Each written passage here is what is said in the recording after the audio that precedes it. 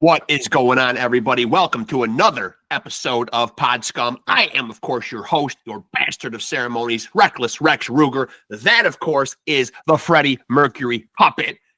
Got another banger of an episode. I'm just going to jump right into it. My guest is here. He's a legend. You don't keep legends waiting. I know that because I am a legend. So let's get down to it. Just the way you guys like it. The great, let me say, the great MARC RIZZO. Hey, what's up, man? How you doing? Thank you. And I happen to know a little something about being a great Mark because my name is actually Mark. So I think all Marks are great. That's awesome. We leave our mark on We leave our mark. We leave our mark. And first of all, Mark, right off the rip, man, you are such an amazing and accomplished guitarist. But I think a lot of people might want to know, who haven't been following what's going on, what you are currently doing right now. Obviously, there was a pretty big, it was pretty widely known publicly. There was a split with the Cavaleras. So Soulfly, Cavalera conspiracy are no more. There was some talk that you were back with NINO, but on the Wikipedia page, it has you there and gone in 2024. Yeah, I had to step away, man. So I'm just doing my solo project, man. I've been real busy. It's always been my main priority, man. Literally for like the last 4 years since COVID. It's what really pays my bills and what keeps me busy. So I'm really just putting all my focus into it, man. It's the music I love. I grew up on instrumental guitar music. It's my favorite music that I'm passionate about. And right. But honestly, what the fans, I think, show me the most respect for. So, yeah. Now, if I could backtrack a little bit, man, and kind of get your origin story a little bit for people that might not know, was there a particular album or an artist or maybe a particular song that really jump-started it all for you? Oh, man, sure. Off the top of my head, probably, Slayer, Rain and Blood, the whole record, man. It came out when I was probably 8 years old, and I just started playing guitar. And it scared the shit out of me, man. And Slayer, man, that was always my favorite band, and still to this day. I mean, there's not a day that goes by where I don't listen to Slayer, man. So you can't have a Slayerless day. No Slayerless day. No Slayerless days. Okay, but and for you, you're such an amazing guitar player. I've seen you do your thing live with Soulfly. Who would you say is the guitar player in this world that's had the most effect and influence on your own playing? Man, so many. Definitely Dimebag, Zach, Eddie. All the greats, man. I love all the guys that are considered the greats are my favorites. All the classic players: Yngwie Malmsteen, Joe Satriani. It's funny. I just saw a review of one of my shows from Toronto last week, and I did a solo gig up there. And Joe Satriani obviously is one of my favorites. He's really who I kind of amazing my music after. And someone compared me, I'm very honored. But they said I was Joe Satriani, but with anger issues. I said, bro, you don't even know you don't even know the depth of my anger issues. Yeah, it's true. Yeah. Like that. Well, I think people, because so many fans would identify you as being, like linked, like with the Cavalera family or whatever, and that kind of fell out around COVID time. Oh yeah. So yeah, that ended. All good, man. That was a long time ago for me, man. And I've landed on my feet years ago, and things are going great. Just doing my solo thing, So, but an amazing legacy of work you've left behind there, though. I mean, obviously, a lot to be proud of there. Sure, yeah. I still play a lot of those songs I put into my set list because I wrote them. So a lot of songs like Frontlines, what else? The thrashy stuff. A lot of stuff from the record Enslaved. So I'm always going to throw those songs into my set list. That's part of my history, no doubt. And I enjoy playing those songs still. And when you're going to create, like, I talk to so many musicians on here, it seems like people always have like a different creative process. Like when you're going to write music, like, there's the creative types that kind of sequester themselves away and focus on writing. I get a lot of guys on here who say they get sparks of creativity in the car or at their day job or whatever. For you, man, what's your own creative process like when you're going to sit down and write music? Like, do you have to have a specific atmosphere or an ambiance, or like, how does it come to you? I just pick up the guitar and play. I'm very, I think, what it is? It's my passion for playing guitar and for music, man. I love the instrument. I'm as passionate and crazy about the guitar as I was when I was a kid.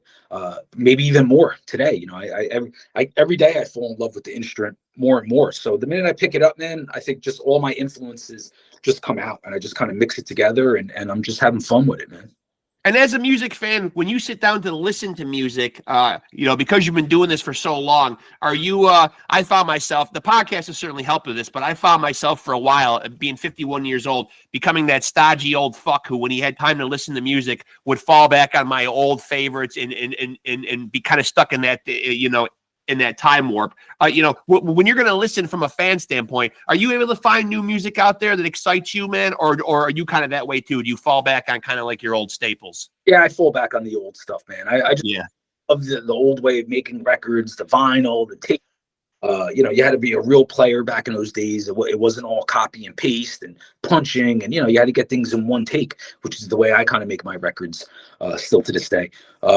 So yeah, I definitely I'm all about my old records, man, especially even classic rock, man. I grew up on a lot of 70s classic rock that I still listen to and get a lot of inspiration from, like Deep Purple and Cream and Humble Pie and stuff like that.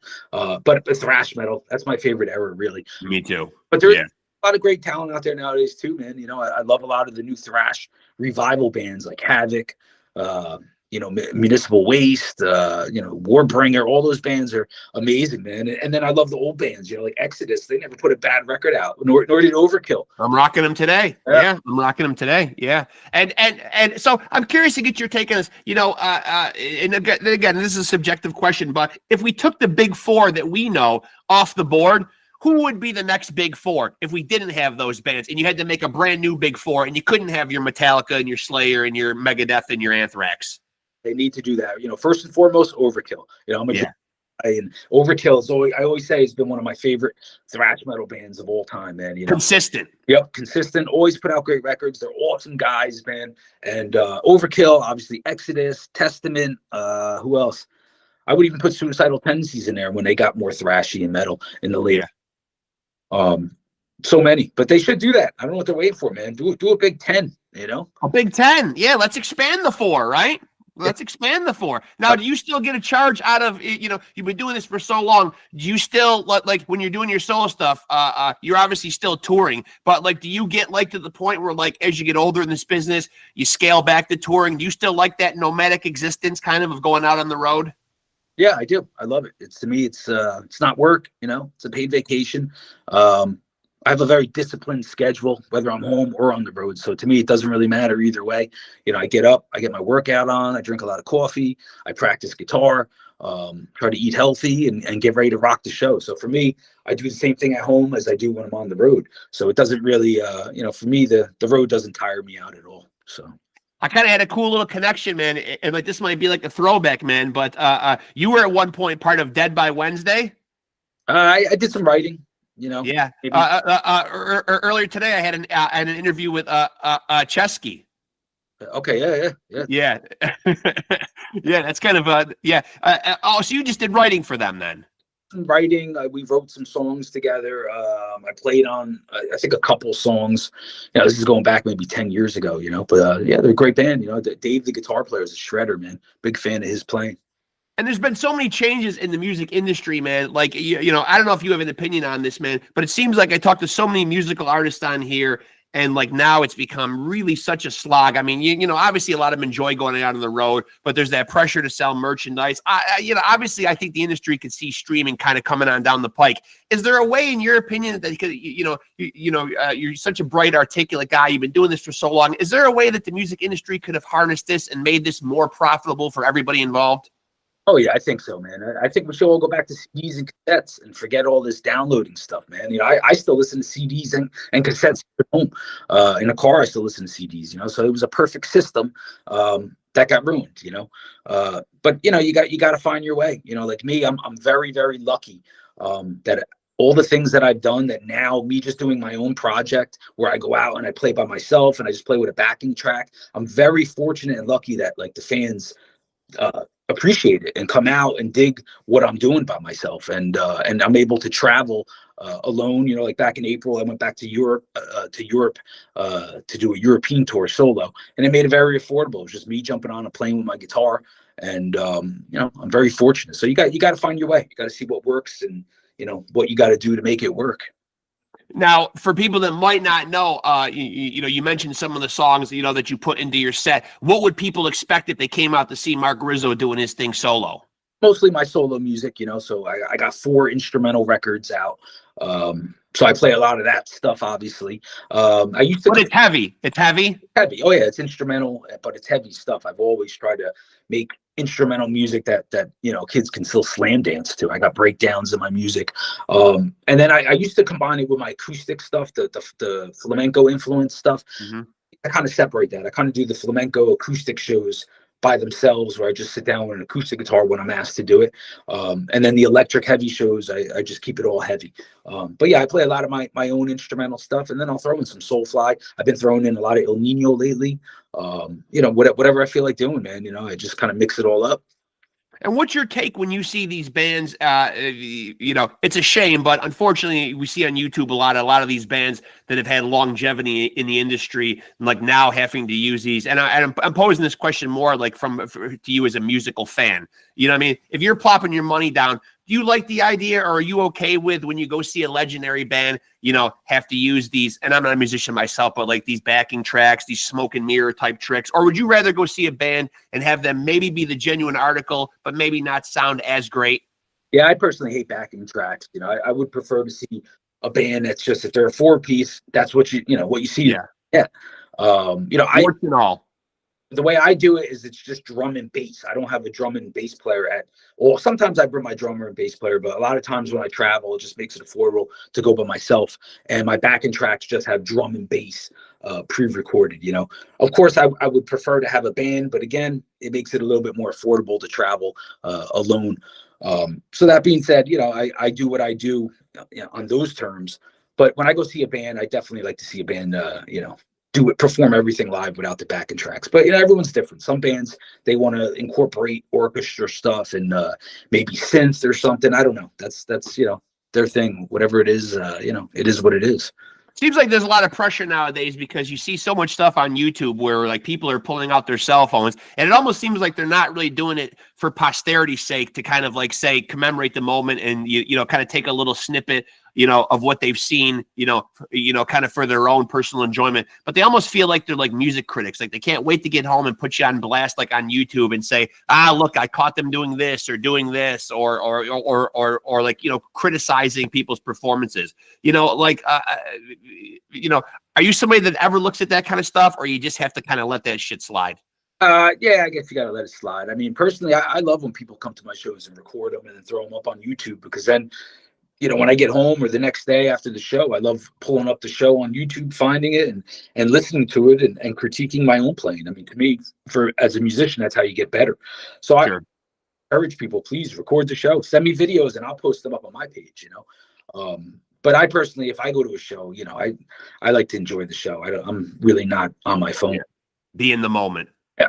Which people don't seem to want to do so much. Now, is there a specific, when you're doing an album of your own work, it seems like this trend really started around COVID. Obviously, people couldn't get out and play live because we were all kind of hunkered down or whatever. But it seemed like we were seeing a lot of singles and a lot of EPs, and the market really being saturated with a lot of music. It was almost like, COVID coupled with people's dwindling attention span. It was almost like it felt like people wanted to keep getting stuff out there and making sure that they were staying on people's minds and not being forgotten about. What's the right answer for you when you put out music in terms of like a format? Do you still like a full-length album?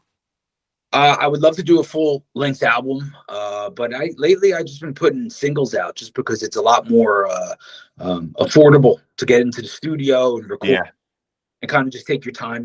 Being that people are just releasing singles, I've been doing that lately. But I would prefer to make a full album. I mean, it's just about time and money though to make a full record. There's a lot of time that goes into making a full record, especially for instrumental stuff. That's a lot of music to work out and get tight in the studio. So are you opposed to, because you're doing the solo thing, are you opposed to getting back into like a band setting? Have you kind of been jaded on that whole process, or would you be receptive to that? Oh, what, man? I mean, I'm having a time of my life just doing my own thing, man. Like I said, I went out to get myself. It just makes everything so much smoother, after all the years of headaches and situations of playing in bands and, not being treated fairly. This is the most fairest situation for myself. So right now I'm just enjoying doing my own thing, man. It's awesome. It's mostly guitar players that come out. So it's kind of more of a clinic type of vibe. Although more of the show, you know, and if kids start slam dancing, that's cool. But yeah, of course, if something popped up, you know, the right situation, absolutely, I would join a band. But it would have to be the right situation, and you know, it would have to be understood that, you know, I have my own thing going on that again pays my bills, and you know, I make a living doing so. What's the biggest misconception you think of the music industry like right now? Like obviously, like for young people getting into it, it's not the formula that you know that it once was. You know what I mean? You don't really see record labels anymore. It's obviously like, you know, you used to always hear that. You always used to hear that phrase like, "Oh, you know, I do this because I love it." Now it really seems very pertinent though. People really do it because they love it. Because unless you're way at the top and you're a major pop star like Taylor Swift or something like that, you're not getting rich in the business. Sure, but true. You know, it's not, the money's not like what it used to be, at least as far as record companies giving you tour support and record deals. But the cool thing, I think, is that you can do it all yourself now. You know, Yeah, that is nice. Yeah. You can release your own music. You can promote your own music. So, you know, that's kind of cool that you have that freedom to go and do it. But it's a hustle, like anything. You know, it's not easy to get your stuff out there online and push everything to get noticed. So. Where do you so if I were to ask you just want to throw a couple subjective questions at you, for you personally, your Mount Rushmore of all-time musical acts for you? Oh man, well, of course, Slayer, Overkill, man, so many. We'll have to throw Pantera in there, Biohazard, you know, I'm a big hardcore punk fan, so Agnostic Front, Sick of It All. I'm so glad you said that, and I'm so glad that you're changing geography and just deciding to say, you know what, I don't care that there's 4 faces up on Mount Rushmore. I'm going to keep going. Yeah, I could go on and on. You know, I'm so passionate about all different types of music, man. I really love everything, all extreme types of metal, punk, hardcore. I love it all, man. Jazz, classical. I mean, anything that's played on a guitar, I love it. Now, another subjective question. If I were to take MARC RIZZO, and you might not have a definitive answer for this, but maybe you will, though, because you are so passionate about music. If I dropped you on a desert island, what's the desert island pick that you take with you if you could take one album? One album, wow. Oh, man. You know what? I'm going to have to go with Slayer Divine Intervention. And let me tell you why. Okay. That's my favorite Slayer record. It's my go-to Slayer record always. It never gets boring. And I know it never gets boring because I one time drove by myself from LA to New York. I did it like in 3 days. And I listened to Slayer Divine Intervention the whole ride home. It was like, 40, 50 something hours to get home. And the entire trip over and over, I listened to Divine Intervention, and it never got boring, man. I just love the guitar playing. To me, that's got Kerry King and Jeff Hanneman's like best work on it. So. And a lot of people might be surprised that are hardcore Slayer fans that, no Rain and Blood, no South of Heaven, man. I love all those records, man. But I really just think that the era that Divine Intervention came out, that there was a lot of competition, I think, with a lot of the death metal bands, the early 90s death metal bands, Suffocation, Deicide, Morbid, all those bands. And I think Slayer, the vibe I got was that they knew it, that, there's a lot of these new upcoming death metal bands that are going to give us a run for our money. So I think they busted their ass on that record, man. It's got some of their best riffs, best leads. It's their most technical record. It's like a prog record, man. Now, for you, from a fan standpoint, what's the most memorable show that you've attended? Oh, man. Whew, so many. I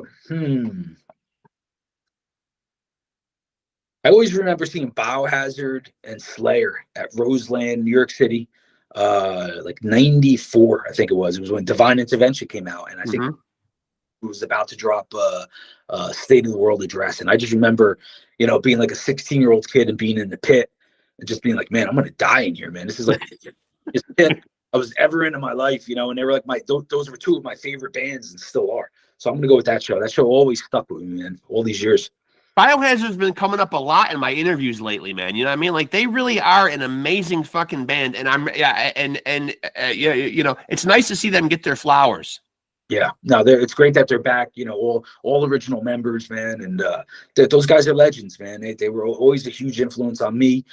They were a huge influence on us with NINO coming up, and so many bands here, especially on the East Coast, man. I mean, Biohazard is freaking, they're gods for us kids from here.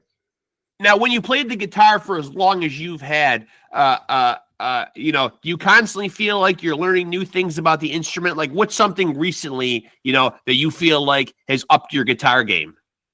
Yeah, no, I'm always striving to get better. I'm always looking, you know, for new things, new riffs, new ideas. Right now, I've really been going down the rabbit hole of like Eric Johnson and Eric Gales and Joe Bonamassa, and trying to incorporate more bluesy pentatonic scales, but in what they call in fives.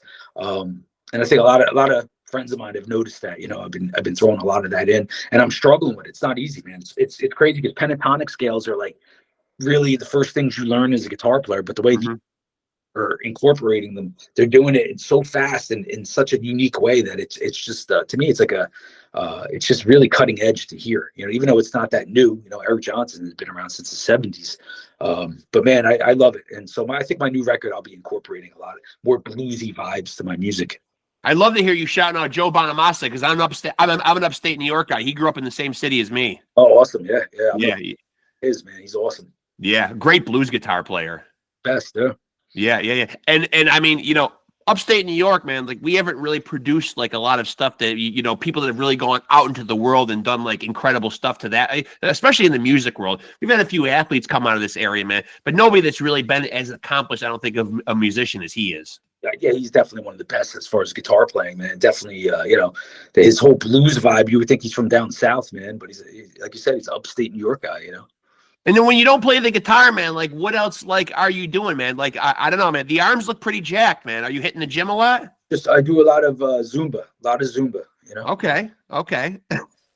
Yeah, I do Muay Thai. I love jiu-jitsu, wrestling, boxing. You know, I a lot of weights, kettlebell. I love CrossFit style workouts, calisthenics. I'm always training every day, man. I just love it. I was training at a gym here, kickboxing, training other people. So I'm always staying active, training and trying to train other people too. Now, do you watch a lot of athletic competitions or any kind of sport? Are you a fan of anything? Oh yeah, I love UFC. I love boxing. I watch a lot of Muay Thai. Everything. You know, I love it all. So it kind of ties in very good, you know, because I was doing this music podcast. I did 170 some odd episodes of it, and I'm back to doing it now. But in between, I stopped for a little while, and I was co-hosting with my son a boxing podcast, and we did about 160 episodes of that as well. Do you have a favorite fighter? Oh yeah, definitely. I mean, you know, I tend to lean towards all the Italian greats like, you know, Rocky Marciano and Borgatti, you know, Boom Boom Mancini. I mean, I could go on and on. But I love it. I mean, I fought Golden Gloves years ago. No kidding. Yeah, I did New Jersey Golden Gloves. I had 2 fights, amateur fights, and it was right before I joined Soulfly. So I really wanted to go pro. I love it. You know, I'm just obsessed with boxing. I had an uncle who was a professional boxer back in the 40s who had like 70-something fights. You know, back in those days, they always fought. So I trained with him a lot. He trained a lot of pro fighters, and I still hang with a lot of pros that I train with, and I just love it, man. I love the sweet science, you know. I'm so glad you shouted out Arturo Gatti, man. Boy, did he give us some amazing moments, man. What a fight. You don't see guys fight like that anymore. Yeah, he used to train at my gym in Jersey City, New Jersey. And I was a huge fan, you know, huge fan of the guy, man. He just was a legend. And then you shouted out Boom Boom Mancini. I actually got the privilege to actually have him on. He's a great guy. That's sick, man. Yeah, an amazing legend. Yeah, I'll have to send you like the link to that episode. And he's one of those guys that's great because he can really carry a conversation because he's got a wealth of knowledge and he's got a wealth of just amazing moments in his career, you know? Amazing, man. I got to introduce you to my good buddy, Danny McDermott. He's a professional fighter out of New Jersey, and he's got a gym that I train out of. So if people want to find like what you're doing, is there a particular website that they go to? Obviously, they can probably find your stuff on all the streaming platforms, correct? Yes. Yeah, I'm on everything. Spotify, you know, the YouTube channel, you know, Facebook, Instagram, TikTok, all that stuff. Yeah. Is there a pressure nowadays? Like, do you feel like because of the advent of technology, like where do you stand on it in the music world? Because you are talking about so many great extreme metal bands. Where it's ruined it a little bit for me is like the mystique behind the bands. Because I remember when I was a teenage kid, you know, you're listening to death metal, you're opening up the sleeve, you're always seeing the death metal guys, hair in their face, out in a wooded area somewhere, taking a picture, and you're listening to this music, and you can't see their faces, and you're thinking, this is fucking utterly terrifying to me. I don't know these guys. I don't know anything about these guys. I'm hearing terrifying things on this album. Now we know so much though, man, about about our heroes, our musical heroes, and then of course there's the flip side also where you got to almost have a social media presence now to really get yourself out there. Do you like all the advent of the technology in the music world now? Nah, I wish it was 1991, and I was, I miss those days, man. I miss I always joke around with people back to Divine Intervention. I remember when I first bought it, I jumped on my bicycle. I was like 16 and I rode about a half hour to the music store, picked up the CD, put it in my pocket, and rode 20 minutes back to my house. And then, got into my bed, put my headset on, and listened to the whole record, and like you said, look through the whole, the booklet and everything. And, that to me, that was the greatest era. That was, made it worth it. Nowadays, kids just pull up their phone, they go to YouTube or whatever, they listen to it for free, maybe listen to a couple songs. I don't even know if they listen to the whole records, Yeah, I'm glad you brought that up. That's a good point. Do you think sometimes that there is, and I don't know if this is anything that you think of as an artist, but when you're putting so much, and I know you're doing a lot of singles right now, but even from an album standpoint, like when you are performing on an album, do you ever think like, holy shit, with the dwindling attention span, that there's 10 or 12 tracks here that I've labored over and that I fucking love, but people might not always explore the deep tracks. Like they might go and pick and choose and say, geez, I like track 1 and 2, and then I'm done with the album. Yeah, that's what it seems like, which is why I guess people are just putting singles out, because what's the point? A lot of people aren't even, had that, attention span to listen to a whole record. So I'm starting to realize from talking to musicians on here, man, that, and I don't know how much stock you put in this, but putting out great songs, writing great songs, obviously a pivotal part of it, man. But I'm starting to realize, and I think back to those great albums, like you wouldn't think when you put on like an album like Pink Floyd, The Wall. I always use that one as an example. You wouldn't dance around and skip tracks. You kind of went with the whole voyage, the whole journey. You know what I mean? You listen to it all, kind of all the way through. Is sequencing and arranging the tracks, the order that you put them on, that seems to me now, I'm starting to realize that's almost just as much an art as the songs itself, kind of arranging how the journey should be laid out. Sure. Yeah. You're always going to put, if you make a full album, you're definitely going to put thought into how each song should flow into the next one. So yeah, it's definitely important. Yeah. Who is, you talked about, the fact that you, a lot like me, are when you listen to music, kind of very caveman-esque in your likes, that you want to go back and listen to the shit that you love and it's comfortable or whatever. But is there anybody out there who you could shout out, any new bands, anything that you've come across lately that's really gotten you excited and put a charge in you, as far as like anything that's kind of out there that's newish? Oh yeah, there's so many. Off the top of my head, this weekend I toured with my buddies in Offensive and Metropia from Pennsylvania and Baltimore. Also my death metal band Revenge Beast. My boys from Brick by Brick up in Albany, Mike Valenti and those guys. And Ray, yeah, Ray. Oh, there's a whole bunch of great bands on Upstate Records. They put out our record Revenge Beast.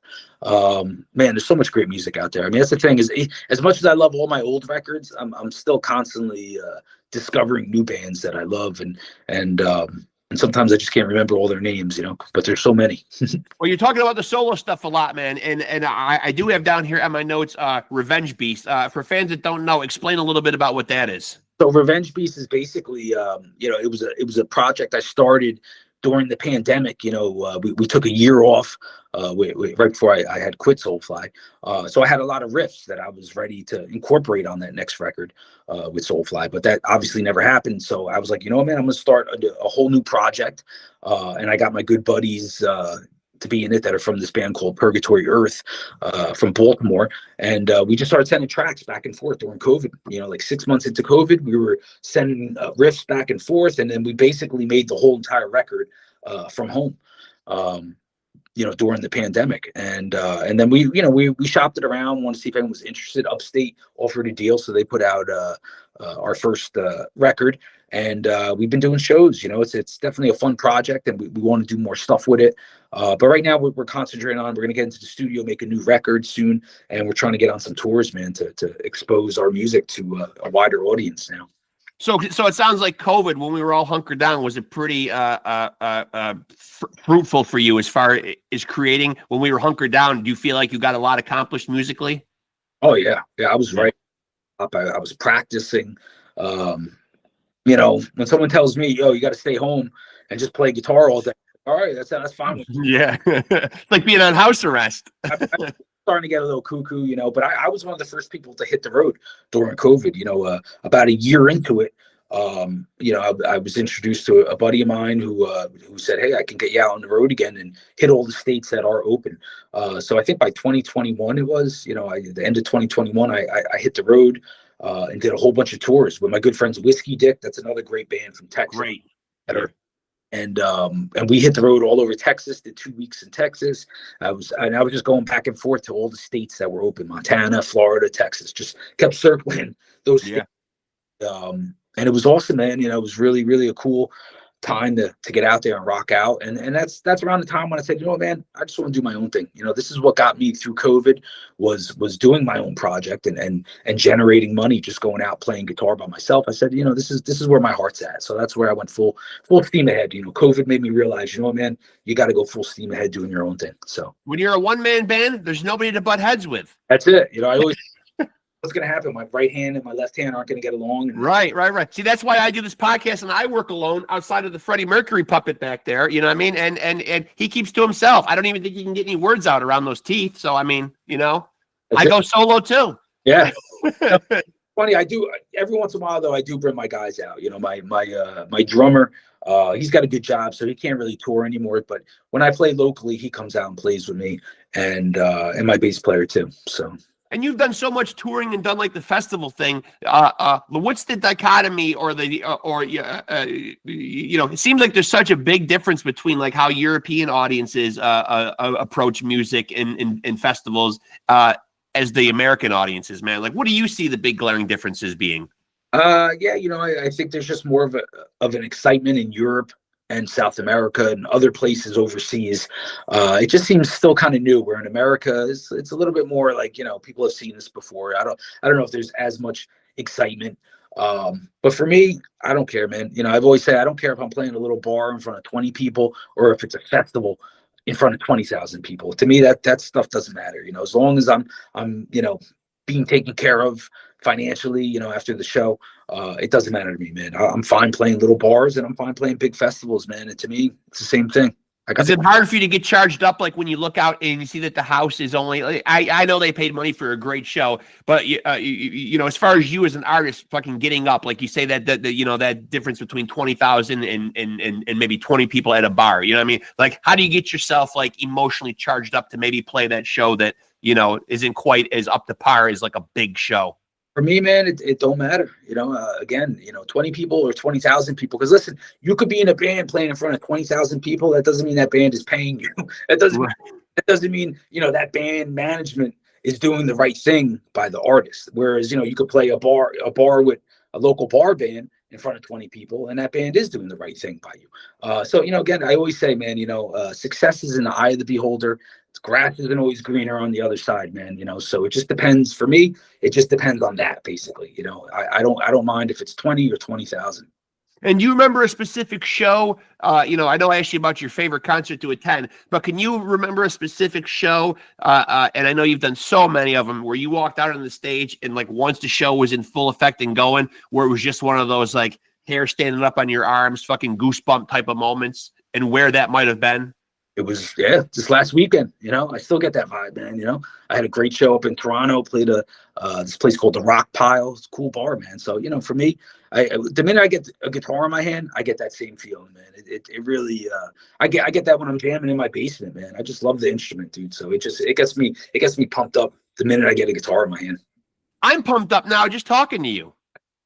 I'm pumped up on coffee, man. Woo! Yeah, I mean, listen, man, I'm glad I finally got a chance to run you down. I'm glad we got a chance to do this. I know you're a busy guy and you got your hand in a lot of different things, man, but I hope now that we're hooked up on social media, we keep in touch, man. I would love to have you back on again when anything is percolating or going on or even not going on, just to chop it up with you, man. I mean, I love what you do, man. I truly respect your playing, man. I always tell people I don't just pull people's name out of the hat to have them on here, man. They've come on my radar for a reason, man. And I've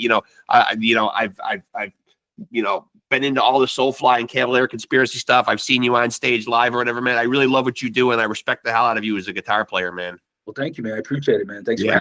Yeah, I really enjoyed it, man. Thanks so much, Mark. Really a pleasure, man. Thank you so much. Thank you, bro. We'll be in touch. Good talking to you, my friend. Thank you. Thank you. Peace. All right. Later, Mark. There he goes, folks. The legend himself, the great, and I do mean great, and I'm not just saying it because he's another Mark, although that does add to his greatness. The great Mark Rizzo, guitar player extraordinaire. And I can't say that enough, man. If you don't know what Mark does, man, go check him out. You can hear his playing on I think he did 8 albums, if I'm not mistaken, with Soulfly. Do your fucking homework. Find out what those albums are. He was also on some Cavalera conspiracy albums, Il Nino. Now he's out there on his own solo trip, man, doing his stuff. And also check out Revenge Beast. He did drop that in there as well. Another metal project that he's working on, man. But Mark really attacks the guitar like nobody else. As you can tell, just talking to him, that ferocity, that passion, it just exudes right through him, man. Truly a fucking maestro on his instrument, man. Love his playing, man. And just a metal guy through and through, man. He's going to bring you the riffs. He's going to bring you the fucking heavy and drop it on you always, man. So do go check out anything Mark Rizzo does. Go find him on the internet. Go find him on the streaming platforms, man. Go check out his solo shit that he's doing, man. Go check out Revenge Beast. Go immerse yourself in all things Mark Rizzo, and you, I guarantee, will be a better person for it. Thank you so much to the legend himself, the great Mark Rizzo, man. Really enjoyed getting to chop it up with him for a little while, man. And hope you guys enjoyed it too. Make sure to like, make sure to follow us on Facebook. Wah, wah.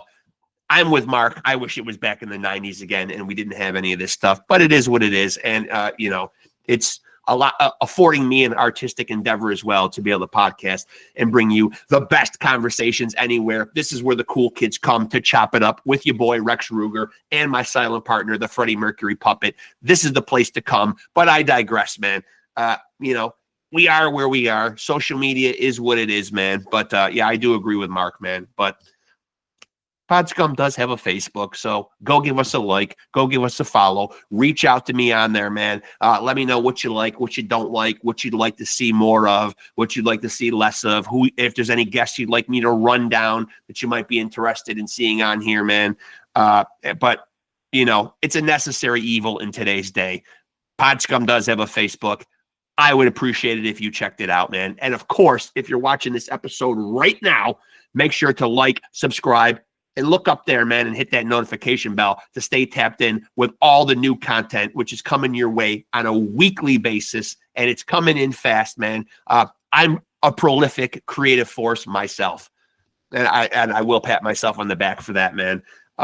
And I am going to bring you the best conversations anywhere. I love doing it. You guys love seeing it and hearing it, I hope. So make sure to stay tapped in. And again, thank you to the great Mark Rizzo for coming on the show, man. Great chopping it up with him, man. And like I always say when I end these things, remember to take it easy and keep it sleazy.